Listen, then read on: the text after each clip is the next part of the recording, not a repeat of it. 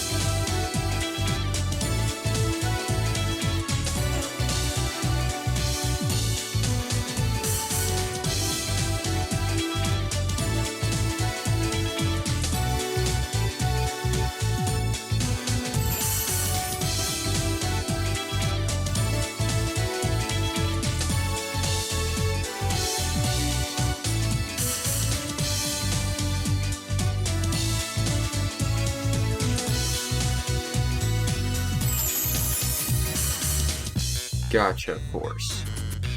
Now this is something special. Gotcha Force is by far the single greatest robot game I have ever played, and is a very special, personal favorite of mine. But with that said, let's get into the review. The story follows insert character name here, although they default it to Ko. Ko is the new kid in Safari Town, and one day after school, he sees a meteorite fall into the nearby forest.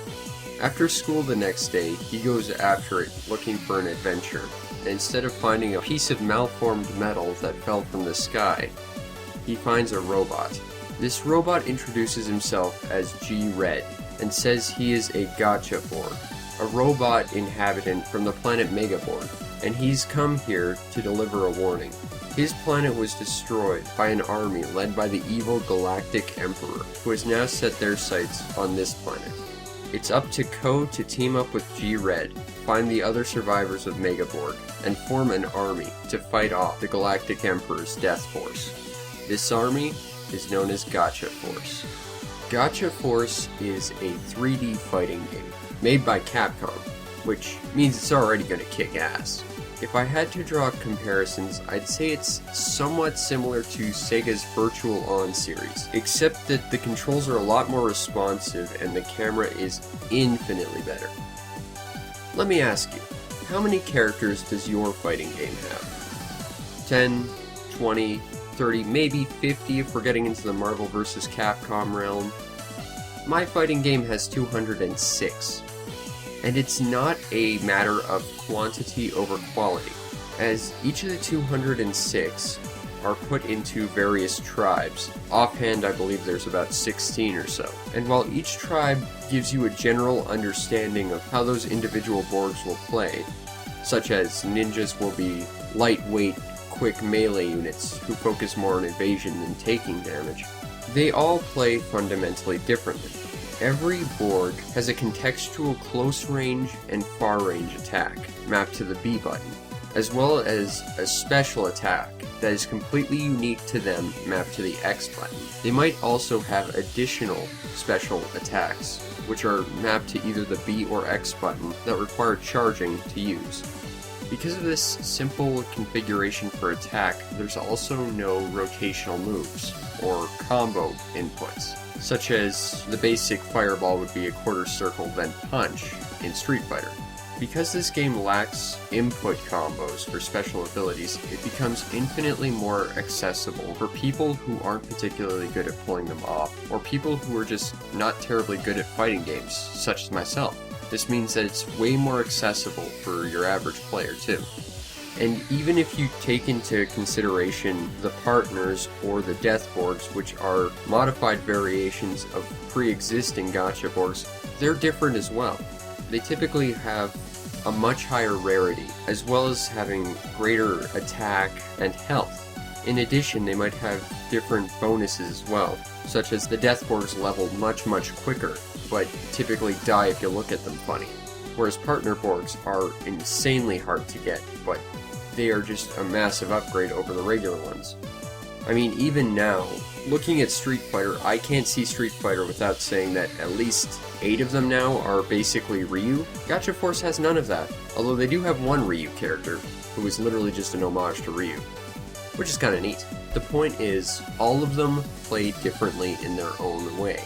Unlike other fighting games, Gacha Force does not just hand you a roster to pick from either. You have to earn each individual character. The game will start you off with G-Red, and as soon as you get the ability to create a team, it'll give you 2 more guys, a basic ninja and a gunner. But after that, every other Borg you collect is one that you have to have earned. You earn new Borgs by defeating them personally in battle. Every Borg you kill has a chance of dropping, essentially, and joining your team. The higher level, rarer, or more expensive Borgs, unfortunately, don't necessarily drop. Instead, they will drop a piece of their data, labeled A through E, and once you get each individual piece of data, they form together to create that Borg, and then add them to your team. Let me ask you again, what is the team size to your fighting game? 1-on-1, 2-on-2, maybe 3-on-3 with Marvel vs. Capcom? Gacha Force has armies of 30-on-30 that can take an insane amount of time if you fight the wrong enemies. But this is the thing, while your team might hold a maximum of 30 characters, you won't necessarily be able to use them, because your teams have a certain point limit, and each individual Borg has a set number of points. You can raise this point limit by grinding out on various levels, but it's very slow. And while this seems like a disadvantage, it's really not.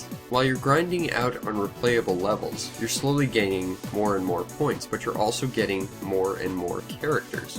While you might not have the 500 points you need to add that one guy you really want to add to your team, you might have enough to add some other guy you just got, and having one guy more on your team only increases your odds of success. So it rewards experimentation with your team, and you might find another guy you like. And because there's 206 different characters, you're always going to find at least a handful of different characters that you're going to like.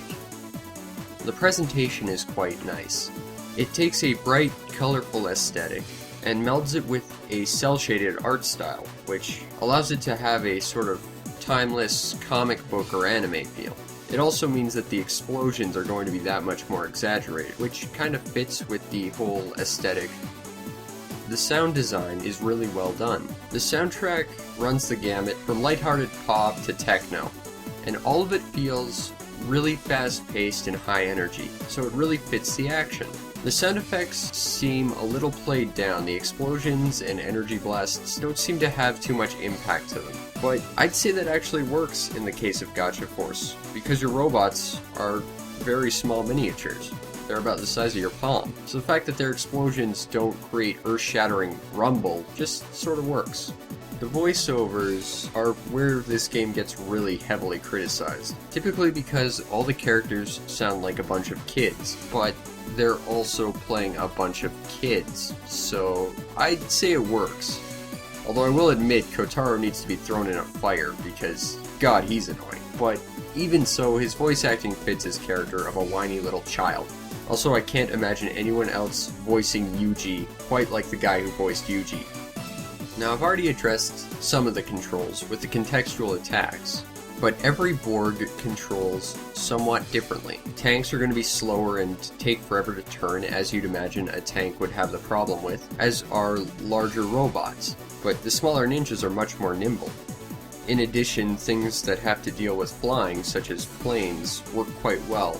The wing Borgs, however, are a little bit trickier to fly because flapping their wings to ascend is actually mapped to a button, so you gotta constantly mash that, and that's a little annoying. Every Borg also has a different kind of dash and jump. If it's a robot, it's going to be powered by a meter. If it's not a robot, it's going to have a certain number of jumps it can make before it needs to land, as well as air dash for avoiding in midair. There's some Borgs that have a few extra tricks to help gain height or evade in midair so they're not giant targets too. So everyone controls a little bit differently, but it works. Now, I said that this game played kinda like Virtual On, except it was more responsive and had a better camera. And what I mean by that is, With Virtual On, it had a manual camera, which meant if your opponent got behind you, you were trying to scramble around to see what they're doing. Gotcha Force did something completely different. Instead, it has an auto lock that remains fixed on an enemy. You can also swap enemies with your lock on. You can also lock on to a teammate if you're a support type and need to hit them with healing. While having your camera permanently auto-locked might seem like it has a few problems environmentally, this was actually addressed. If something gets in between your Borg and your camera, the game will actually phase through the object and then make the object appear translucent. That way you still know it's there, but you also know what's going on with your opponent. So it really gives you the best of both worlds, giving you both situational and environmental awareness. So overall, I gotta say the camera is about as good as it could be, given that it's a third-person fighting game.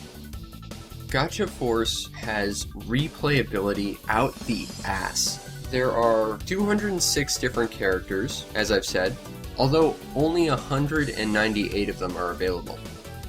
2 of them were only available as special giveaways at contests Capcom are holding, and 6 more were fusions, which require cooperation between 2 teammates. But even if you just ignore those Borgs, there's still a ton of different Borgs to go out and collect and try out. In addition to that, the majority of them have an alternate color scheme. For some, it might be as simple as changing your hair color, whereas others have completely different armor colors. And while it doesn't seem like much, it's a neat way to personalize your team. On top of that, there's even more different colorations that get unlocked after beating the game one time. These are pure gold, pure silver, pure crystal, shadow. And the neat thing about these is they're not just simple recolors, they actually have stat differences between that and their regular counterpart. If that wasn't enough, after you beat the game once, you unlock New Game Plus. After you beat the game a second time, you unlock a replay mode, which allows you to select whatever level you want from a previous playthrough and play whatever level you want. This allows you to hunt down whatever specific Borgs you want, provided they were in a level that you played before. The only problem with this mode actually caps the point cost for your teams. I believe it's 2,400 points. So while you won't ever be able to use your full team in this mode, it's really more for collectors. On top of that, every playthrough after that gives you a different variation of the main character's Borg G-Red. And then if you start doing them reverse after that, you get modified variations of another Borg. If that wasn't enough replayability, there's also 2 additional optional teammates you can get, which are very difficult to acquire on your first run through the game. By gaining them, not only do you gain a valuable and incredibly powerful ally, but you also unlock different levels, which aren't available if you don't have them. In fact, you get sort of a completely different progression through the last chapter or so of the game. You can get this game only for the GameCube, and here's where things get a little sad. I got my copy, brand new, factory sealed, for $5 about 10 years ago, shortly after the game released. Nowadays, I have trouble finding it on eBay for less than $100. And it sort of has that Earthbound mentality, where it's been artificially inflated because it's not a rare game. It's uncommon at best, but because it has such a small following, people overinflate the price thinking that it's very rare and very valuable. It really isn't. On top of that, Gotcha Force never got a sequel. It had one of its side characters cameo in a few different Capcom games, for reasons I don't understand. But other than that, the only other product with this IP sold was a short-lived line of Gotcha Force action figures, and I can't begin to tell you what lengths I would go to get my hands on them. But aside from those toys, which are very hard to find, there's really nothing else with this title. Capcom never really did anything else with this IP, as of yet anyway. But if you can find Gotcha Force for less than $100, and you can afford it, you have got to pick this game up, because Gotcha Force is a very special, one-of-a-kind title that really needs to be played to really and truly experience. But if what you've seen interests you, you have got to play Gotcha Force. Highly recommended. Okay.